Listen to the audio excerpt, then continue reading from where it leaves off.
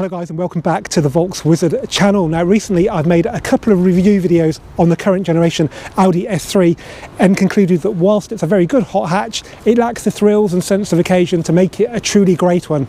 I can't be the only person to be thinking this because the guys at top tuning firm Racingline in Milton Keynes have got a selection of upgrades for the S3 that should bring it that little bit closer towards greatness, and they've invited me down here today to drive their demo car that's equipped with all of them.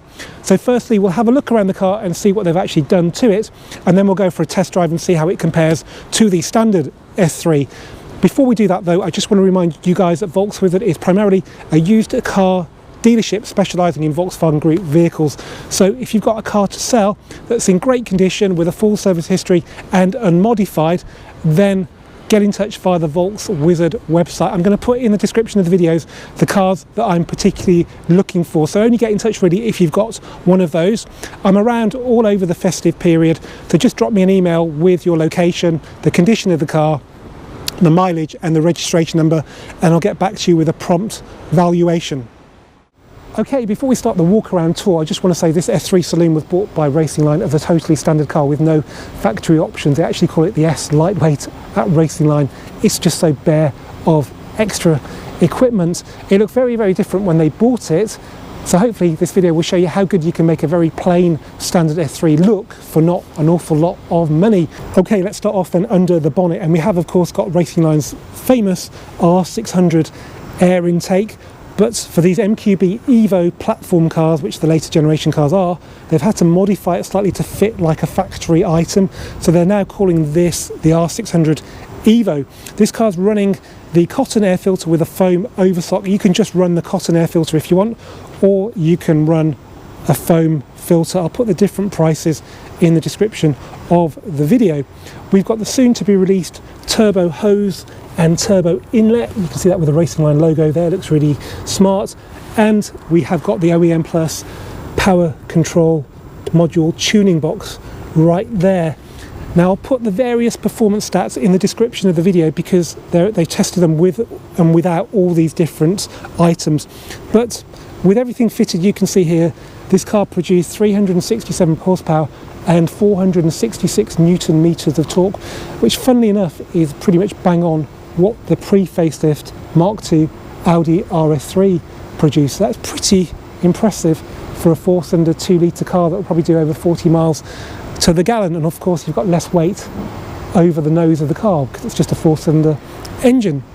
We've got Racingline's dressed up parts on the screen wash and the coolant, and this isn't released yet, but it's a prototype of the oil filler cap, which I think should be what goes into production because it feels really, really nice, really high quality.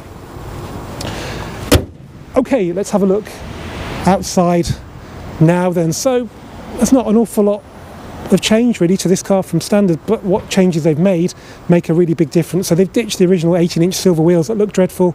They've put their 8.5-inch by 19 R360 wheels in gunmetal on it, and it looks amazing. There are no spacers on this car, so if you want this stance you just need the wheels and the just released sport springs, which are finished in grey. I'm not sure you can see that there, maybe you can, but they give you a 25mm drop front and back, so yeah, you don't need spacers if you want your S3 to look this good. We've got a bigger brake kit, so the brakes are up from 340mm to 345. They've got some very special Racingline custom compound pads and 4-piston calipers. Hopefully you can see the logo there. They were testing them on track, and that's what this temperature gauge thing shows. So they do some really thorough testing on their components at Racingline, which are sold of course all around the world by their agents. Of course we've got the Racingline decal, which looks really good because it breaks up the white on this car. Even the sill cover, which is silver, looks like white, so I think that actually works really, really nicely. So if you see a cheap S3 for sale that looks pretty plain, all you really need are the wheels and the springs, and you can make it look like this. I think that's going to cost you under £1,500. I'll just show you inside quickly. There's probably not an awful lot to show you here, but you get standard leather, which does smell really quite nice. We've got the flat bottom wheel because there's no driver assistance pack on this car, otherwise you'd end up with a pretty terrible looking round wheel. Okay, so that's the S3 from Racingline. Let's now go and see how much better it drives than the standard car. Okay, here we are driving the Racingline S3, and the first thing I wanted to do is get a feel for the ride quality, because a passive damper S3 with standard springs isn't the most comfortable car, so lowering it 25mm isn't going to help that, and it's fair to say it is quite a firm ride. It does give the car a bit of character, which it desperately needs, because when you're driving something this firm, it's got to be something quite fruity, but whether it falls apart on a British B road, we'll find out shortly. Other than that, it feels pretty good. We're in dynamic mode, we've got the PCM tuning box attached, so we're producing the 367-ish horsepower. There's a bit of popping and banging on the overrun, which is pretty cool. Again, anything to give this car character is good. The standard car doesn't really make an awful lot of noise, that's good. I think we've got a bit more induction as well with the R600. Yeah, for sure. So yeah, so far so good, but let's go and find some good road and really see what it can do. Okay, by some miracle I found myself on this amazing road just outside Newport Pagnell. Now the surface quality is pretty bad and the car still remains a little bit turbulent, but it's better than you might expect considering how harsh it was around town. It's probably perfectly fine for Germany and other countries where they actually spend money on the roads. For the UK, there is definitely room for a slightly more compliant spring, I think, but we're not banging or crashing, so it's not that bad.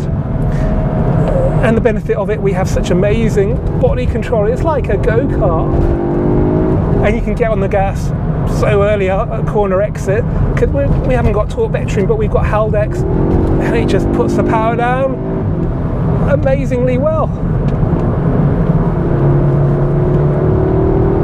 And there is a lot of power. It might be 360 horsepower, 460 something newton meters to torque, not massive figures for the modern world, but the way tuned cars perform is so different to factory maps, and it's so much more savage in the way it goes.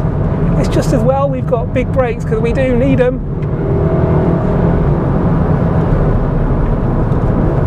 Wow, it's just sensational through these corners. So yeah, I'll take a bit of bad ride for that sort of body control, and then no banging or crashing then. That's amazing. So time now, I think, as we head for a 30, to try the brakes. Yeah, so you'll probably get into trouble with that performance, but the brakes will get you out of it. So what do we conclude? Well, it is by far a more exciting car to drive than the standard S3. I'm just looking at the timer on there, it's just 2 minutes, but in those 2 minutes I've learned an awful lot, and hopefully you have. I think the key point is, when you give a car like this to tuners like Racingline, they can do wonders with it for not an awful lot of money, and that Audi have held this car back to save that level of exhilaration for the RS3, and yeah, that does things this car doesn't, but the torque vectoring is really not that big a deal, and I think this car actually is more exciting than a standard RS3. Racingline have uncorked a lot of this car's potential just by making it go around corners better, just by giving it a bit of character as well, because we've got noise coming from the turbo, we've got a bit more exhaust character as well. And the ride, which is undoubtedly firm,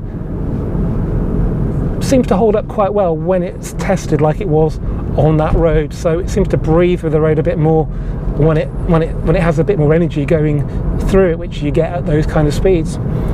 And the brakes, yeah, they seem perfectly normal until you need them, and then they seem yeah, endless, to sort of paraphrase another company. Yeah, I'm not the biggest fan of tuned cars, but I can definitely appreciate what Racingline have done to the S3, having driven the standard car so much and been pretty disappointed with it. Back there on that road, I haven't had that much fun in a very, very long time. Anyway guys, thanks for watching this VOLKSWIZARD video. If you've enjoyed it, as ever, give it a thumbs up, please do comment, please do share, please do subscribe, and let's just go and have some more fun.